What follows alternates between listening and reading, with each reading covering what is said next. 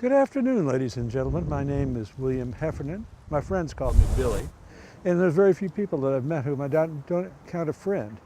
So please feel free. I was born in Ireland, emigrated to this country at an early age, made my way to Nashville, where I entered into the trade of being a builder. I was successful in my craft before the war, built houses and shops and things of that sort.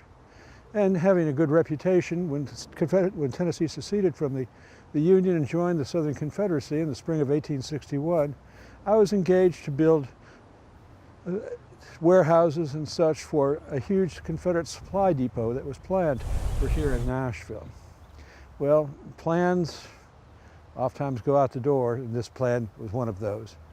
In February of 1862, the Federals captured the city, and I was left with a number of unfinished buildings and no money, but the federal government was happy to buy the buildings from me, and I continued to work with them throughout the war, building warehouses, workshops, stables, corrals, you name it, I built it.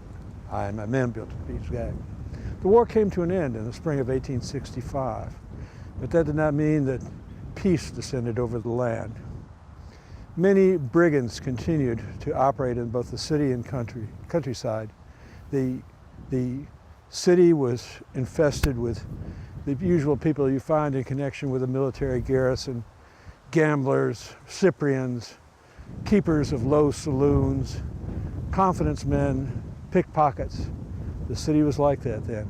The countryside was filled with just regular old thieves. When the war was on, they pretended that they were partisans for the Confederacy or partisans for the Union, but in reality they were just simply thieves and stole equally from both sides.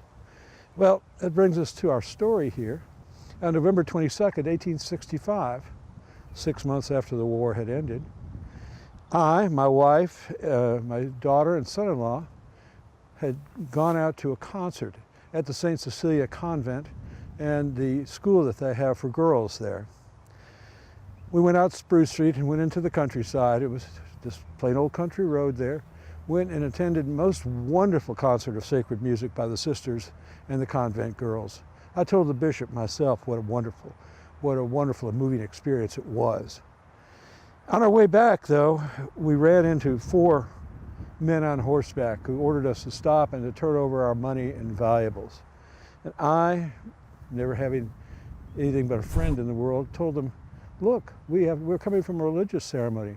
We have no money. We have no valuables on us. Let us go to our home." This did not please the leader of the 4 horsemen, as it were. And he pulled me down from my carriage and started beating me with a sock full of buckshot.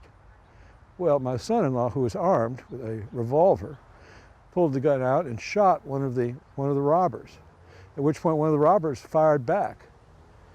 He grazed my wife, but hit me squarely in the stomach. And the carriage, the horses being terrified, ran off for about 100 yards till they were stopped. The 4 brigands fled into the countryside, cowards that they were. Stomach wounds are almost always fatal. I lasted for 4 days, died in hospital 4 days later, and that's my story.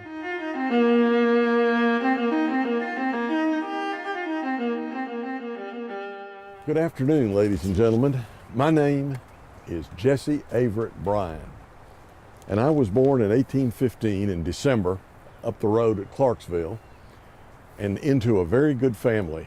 We were a family of comfort and high hopes for all of us. My father, after all, was a colonel and a state representative. Later on, I became good friends with a man named Lean Jimmy Jones. And that wasn't his name. His name was really James Chamberlain Jones, but we called him Lean Jimmy because he was 6 feet 2 inches tall and weighed 125 pounds. Lean Jimmy was running for governor at that time, and he was running against the incumbent, who was James K. Polk. You've heard of him, of course. And I was one of Lean Jimmy's proud supporters that year, and very interested in his election, and he had a lot of supporters. Well, one day, Lean Jimmy made a speech, and he talked about James K. Polk's retinue of his coterie of hangers-on that did everything for him. And one of those was a man named Gideon Matlock. And so when Mr. Jones made this speech, he talked about how this crew of people had misrepresented many things. And they hadn't just misrepresented, they had lied to the people of Tennessee. Well, and he mentioned Mr. Matlock, Gideon Matlock, in this talk, who he took great umbrage at this and sent Jimmy a letter. And he told him that if he were a man, they could fight this out. But Jimmy ignored it, but I took up the challenge. I was one of these people who always took care of an insult. So what I did was I told my friends that I was going to get Mr. Matlock back. Here's what I was going to do. I took my pistol, I took this little box of pills, and what these pills were was laxatives. And I was going to make him eat that whole box of pills at gunpoint. Well, my friends had recommended that I not do this, but I'm a man of my word, and I was going to do it. Well, I chased Matlock all over town, and he would not face me. He would turn his head, he would walk away. Why, once I even called him a liar and knocked his hat off his head. He still didn't. Well, if he hadn't left his luggage up at the Nashville Inn, up there on the square, I never would have caught him. But he went in the inn and I followed him right in there, and then he turned to face me. And actually, I suppose that's why I'm here, because he drew first. And I was shot.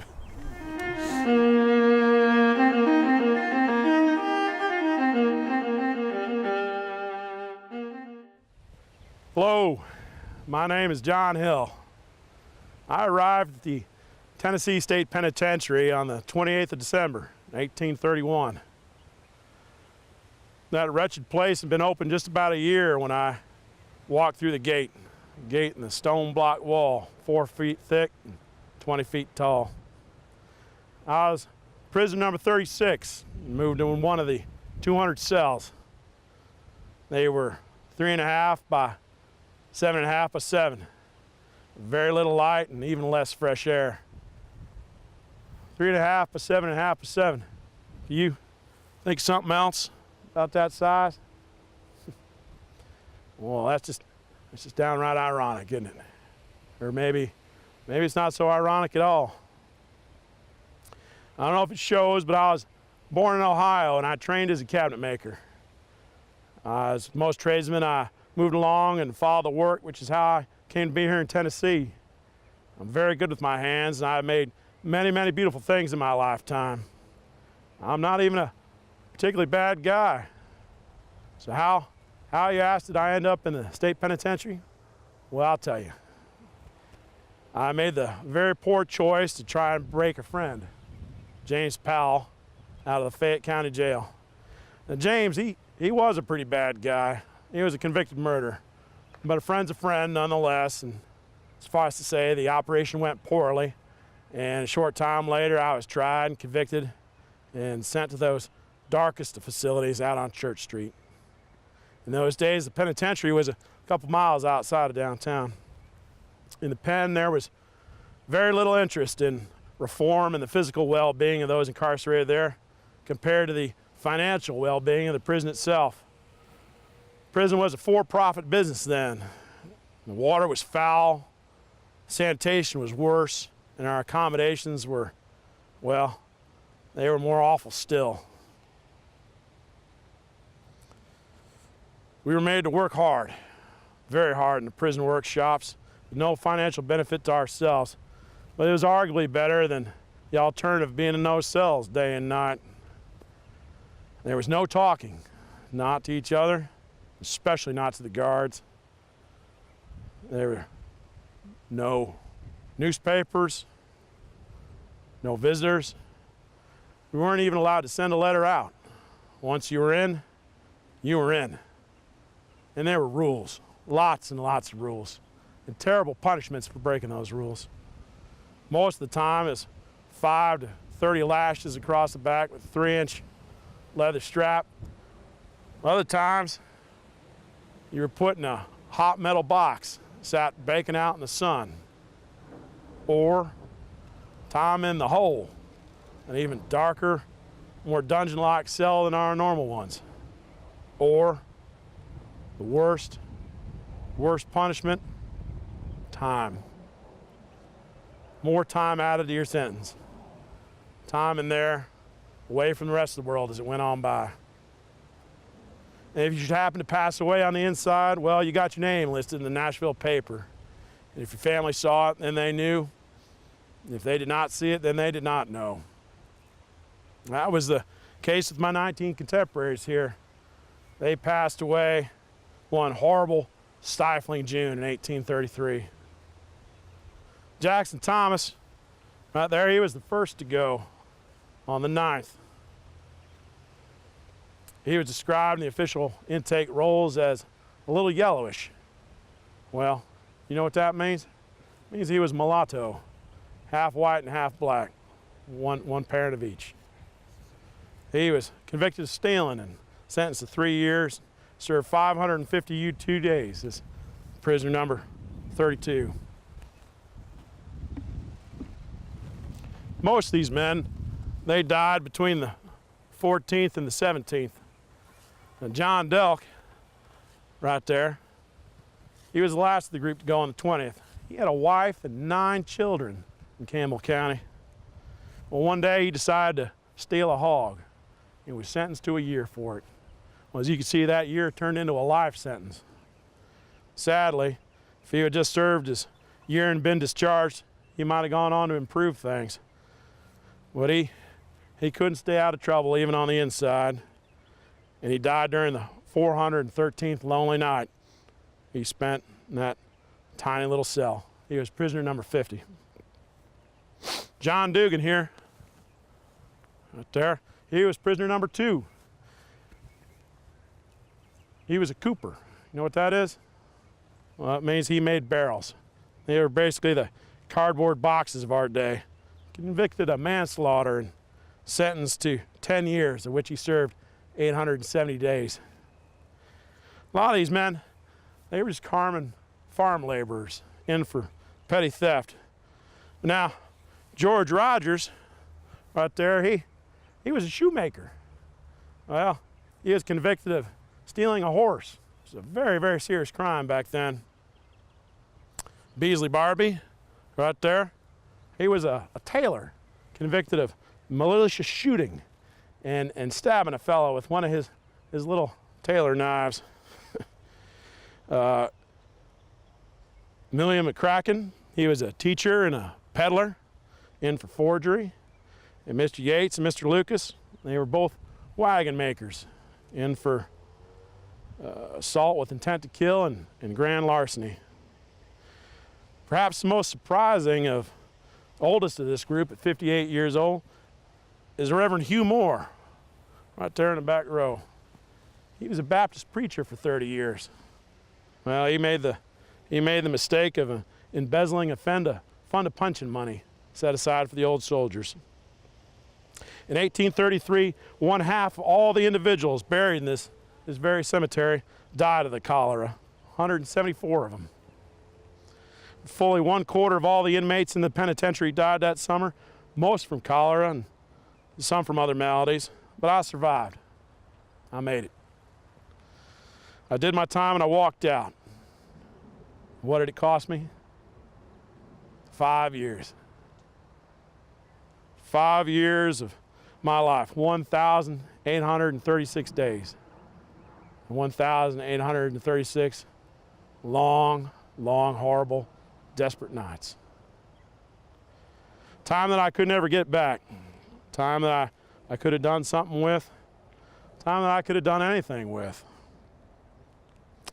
When you're in prison, all there is time. I'm sorry. It's difficult to remember sometimes how lucky I was to walk out at all. These were people. All just people. Flawed in one way or another, to be sure. But then, aren't we all somewhat flawed? Death is the great equalizer in life, and comes for all of us. There's no escape of it. Although a sinful life can frequently provide the circumstance which brings about a premature end, it's also true that no amount of good works can hold that end at bay.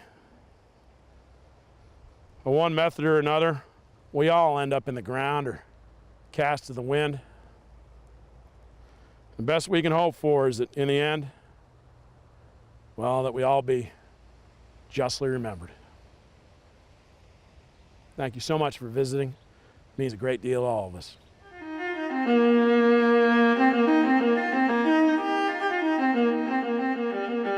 Good afternoon. My name is Robert Porterfield, and I wish I had the pleasure of introducing you to my lovely wife, but apparently she makes her name quite well known herself. Oh, Robert. Hi, everybody. My name is Mary Porterfield DeJanet, and Robert here is just angry with me because I'm the reason he's here. The trouble started soon after we were married in 1842. See, I married a carefree, young, beautiful lady, but I didn't know then that she had an eye for trouble. Just 4 years into our marriage, she had a very public affair with a good friend of mine. He was more than just your friend, Robert. He was none other than the Ned Buntline, also known as E.Z.C. Judson. He was a journalist and an adventurer. And who doesn't like some adventure from time to time? To be honest with you, I wasn't quite ready to settle down when we got married. And Ned, he offered just the kind of adventure I was looking for. He was well-traveled, impulsive, and full of surprise. Yeah, Ned, he came to Nashville a celebrity. He had tracked down some criminals in Kentucky. He received a large reward for it. He came to spend that money in the drinking parlors of Nashville. I met him on the streets and we became friends, as different as we were. You see, I wanted a family and a home for my wife and 2 children. And I was a volunteer firefighter and a pillar of the community. I was going to try to show Ned the virtues of settling down. See, the problem with impulsive men is they tend to run their mouths. So it wasn't very long before word of our affair got back to Robert, and needless to say, he wasn't too pleased. Now, him and his brother John, they went looking for Ned. And if it wasn't for John, well, Robert would have killed him right then and there in the street. Well, Mary begged me for forgiveness, and I was willing to mend our home. What else could I do? All I said was to never ever speak to him again, but apparently Mary just couldn't do it. I found out later that she met him here the very next day at the cemetery. I was coming to visit the grave of our daughter, and Ned just happened to be passing by. It wasn't planned, I swear. Yeah, sure. Well, I did what I had to do. I took some time to think about it, and I waited, and then my brother John and I went looking for him. It didn't take long before we found him, and I fired. He wanted to talk, but what was left to say? It was all over so quickly. Well, Robert here, he fired a couple shots that missed, and Ned, he fired one true shot just above Robert's eye, which turned the next few weeks into quite a mess. See, John, he tried to shoot Ned at court, but Ned fled and escaped to the city hotel. From there, an angry mob followed him who was intent on murder. Somehow he escaped, but then ended up in jail. Within the next couple weeks, a mob showed up again. This time they were able to put a noose around Ned's neck and take him out to the city center. Now luckily, that noose snapped. A couple weeks after that, Robert was actually buried here in the city cemetery. Ned, he was able to flee the state. And a couple years after that, well, I just couldn't handle it here in Nashville anymore. I moved up to New York, where I met this wonderful man named Patrice DeJanet. He was born in Columbia. He had moved here to teach Spanish at West Point. We married, and we led a very comfortable existence, and I never wanted from anything from then on.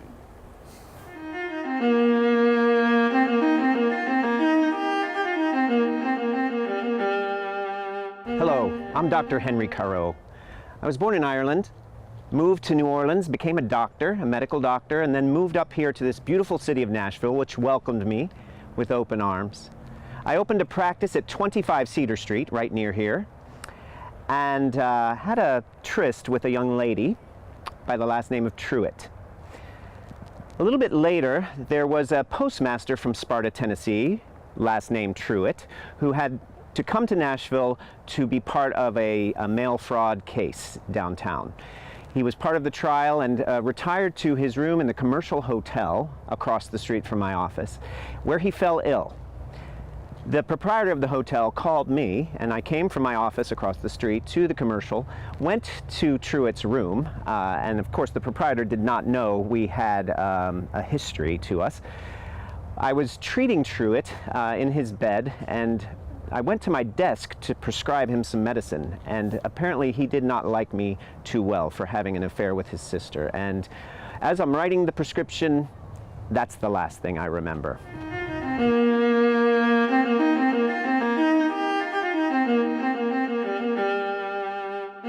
My name's Lucinda Pentecost. When I was 17 years old, I married the love of my life. My life was great to begin with.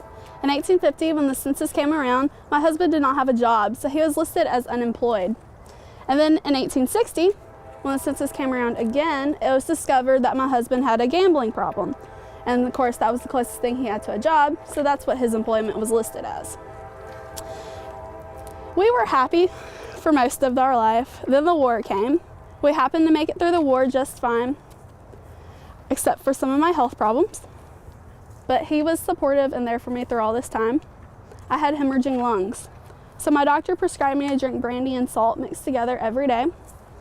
And then one night, when I was 31 years old, I was drinking some of that, and I thought it tasted funny. So I asked my husband to take a sip, and he said it tasted fine. But I knew something was off, but he didn't believe me. And 30 minutes later, I had died. I had been poisoned.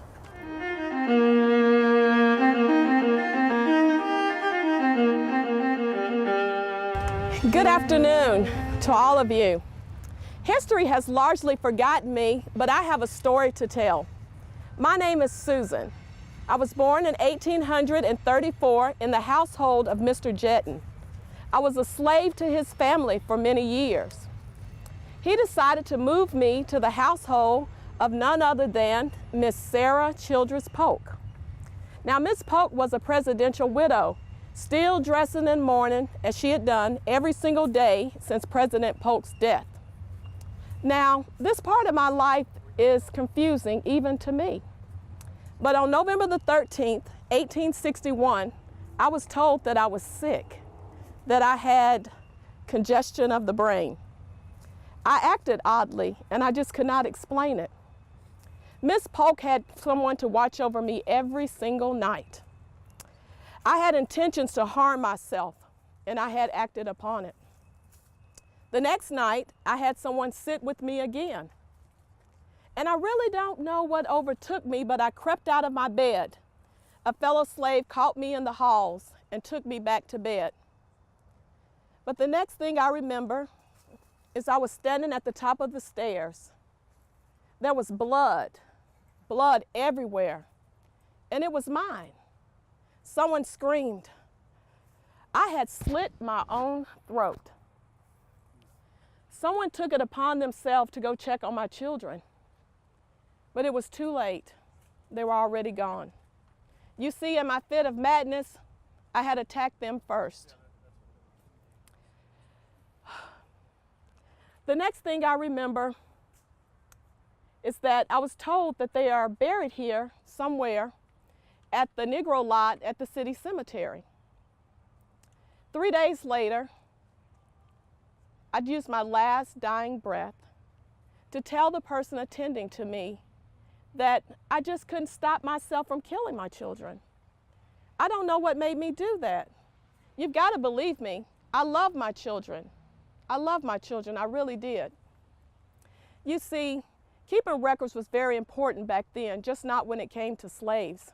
So important notations like, sometimes important notations like your birthday or a death or when someone ran away was often noted in papers. But for the most part, things like our names and our birthdays were not that important to keep record of. So when a person like me in a fit of madness loses a sense of reason, the details may never be known. I know that many of you have questions, and I wish I could answer some of the questions that you have, but they're unknown. Thank you for hearing my story today.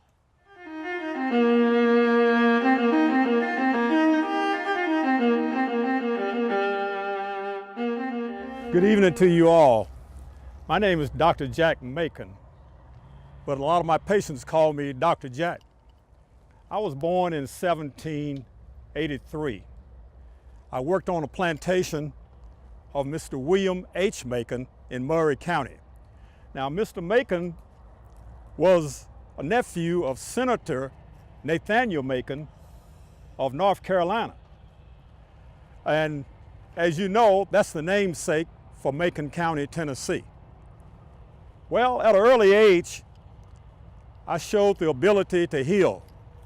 And Mr. Macon supported me.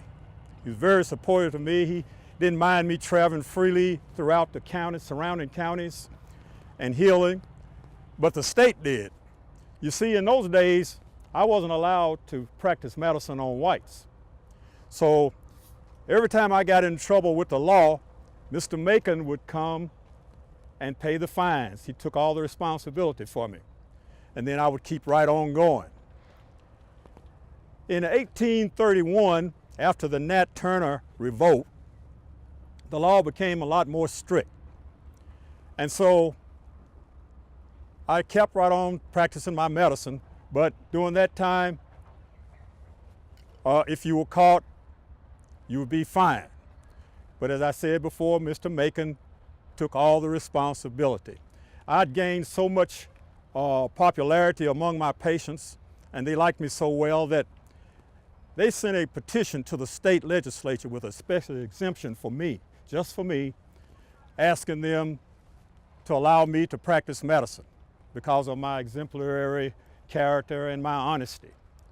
But of course, that was denied. But that wasn't going to stop me because I continued practicing my medicine. Mr. Macon decided to move to Fayette County. And when he moved to Fayette County, I moved right along with him. You see, I didn't think I was doing anything wrong by healing people and just making people feel better. But that move to Fayette County caused a problem as well.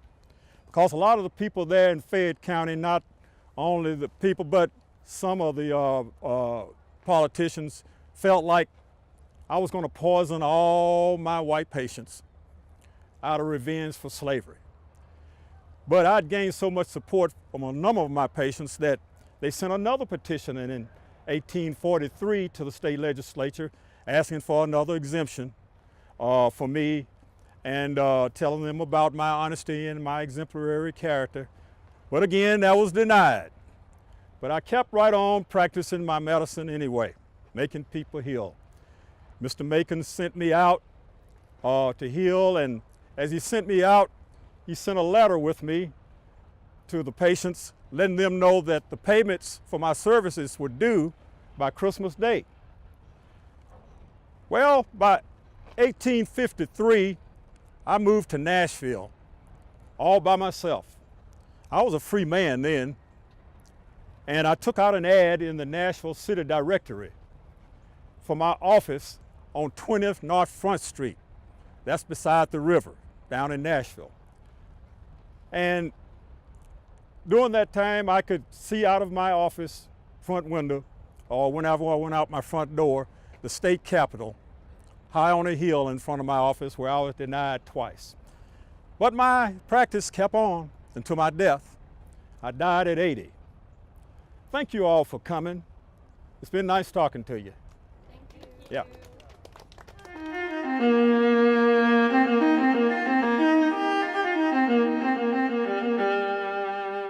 Good afternoon. The name's John Byram, and this is my wife, Sarah. I was born in Wilson County in 1832. My father, George, died when I was only 2 years old. I can't remember him at all. My mother, Sarah, Susan, raised my brother and I. When I was young and just getting started, I met Sarah here. We were joined in September of 1853. We have 3 lovely children, William, Georgetta, and Sarah. Our family life is quite congenial. John ran the toll gate on the Lebanon Pike at Scotts Hollow. That's where the trouble started. Troublemakers. They always have a bad habit of being around. Well, someone tried sneaking through the gate without paying a toll. I catch them every time. This one in particular was extra troublesome as he tried to hide in the cart and sneak through the gate. Well, as always, I caught him and thrashed him soundly for it. He said he would see me again. I dismissed this as an empty threat. It was about 2 weeks later, and I was just putting the children down to bed. There was a commotion outside, and John went to see what it was. 3 men on horseback in my front yard. They called themselves by titles, Captain, Lieutenant, and Colonel. 2 of them asked to come in. As I didn't recognize them, I agreed. They refused to have a seat, but warmed themselves by the fire. Suddenly, the 3rd man from outside yelled, and one of the men on the inside aimed a pistol at my heart and demanded for my gun. I had none to offer. That's all I can remember.